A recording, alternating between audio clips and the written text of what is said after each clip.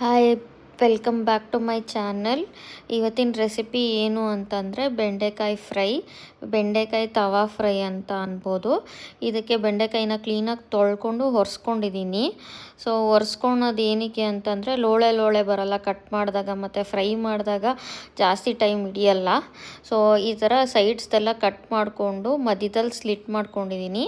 Slit ಮಾಡ್ಕೊಂಡಾದಮೇಲೆ ಇದಕ್ಕೆ ಬೇಕಾಗಿರೋ ಸಾಮಗ್ರಿಗಳು ಬಂದುಬಿಟ್ಟು ಸಾಂಬಾರು ಪೌಡರ್ 1 ಸ್ಪೂನು, ಅಥವಾ ನಿಮ್ಮ ಬೆಂಡೆಕಾಯಿ ಎಷ್ಟಿದೆ ಅಷ್ಟಕ್ಕೆ ತೊಗೊಳ್ಳಿ.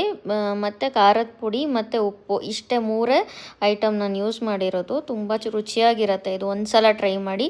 ಮೊಸರನ್ನ ರಸಮ್ಗೆಲ್ಲ ಸೂಪರ್ ಅಂದರೆ ಸೂಪರಾಗಿರುತ್ತೆ. ನೀವು ಒಂದು ಸಲ ತಿಂದರೆ ಇದು ಆ್ಯಕ್ಚುಲಿ ಫಿಶ್ ಫ್ರೈ ಥರ ಇರುತ್ತೆ ಟೇಸ್ಟ್ ಮಾಡಲಿಕ್ಕೆ. ವೆಜಿಟೇರಿಯನ್ಸ್ಗಂತೂ ಕೊಟ್ಟರೆ ಇದು ಸೂಪರಾಗಿರುತ್ತೆ. ಮತ್ತು ಇದನ್ನೆಲ್ಲ ನಾನು ಬೆಂಡೆಕಾಯಿ ಮಧ್ಯದಲ್ಲಿ ಸ್ಲಿಟ್ ಮಾಡಿ ಸ್ಟಫ್ ಮಾಡ್ತಾಯಿದ್ದೀನಿ. ಸ್ಟಫ್ ಆದಮೇಲೆ ಒಂದು 5 ನಿಮಿಷ ಬಿಟ್ಟು ತವಾಗೆ 2-3 ಸ್ಪೂನಷ್ಟು ಎಣ್ಣೆನ ಹಾಕ್ಕೊಂಡು ಸ್ಪ್ರೆಡ್ ಮಾಡ್ಕೊಳ್ಳಿ. ಸೊ ಅದನ್ನು ನಿಧಾನಕ್ಕೆ ಫ್ರೈ ಮಾಡಿ, ಜೋರು ಸಿಮ್ಮಲ್ಲಿಟ್ಟರೆ ಇದು ಸೀದೋಗುತ್ತೆ ಮತ್ತು ಒಳಗಡೆ ಬೆಂದಿರಲ್ಲ. ಆದಷ್ಟು ಇದನ್ನು ಫ್ರೈ ಮಾಡೋಕ್ಕೆ ಮಾತ್ರ ಒಂದು 10 ನಿಮಿಷ ಬೇಕೇ ಬೇಕು. ಚೆನ್ನಾಗಿ ಫ್ರೈ ಆದಮೇಲೆ ನೀವು ತಿಂದು ನೋಡಿ ಟೇಸ್ಟ್ ಕಮೆಂಟ್ ಮಾಡಿ ಹೇಗಿದೆ ಅಂತ ಹೇಳಿ.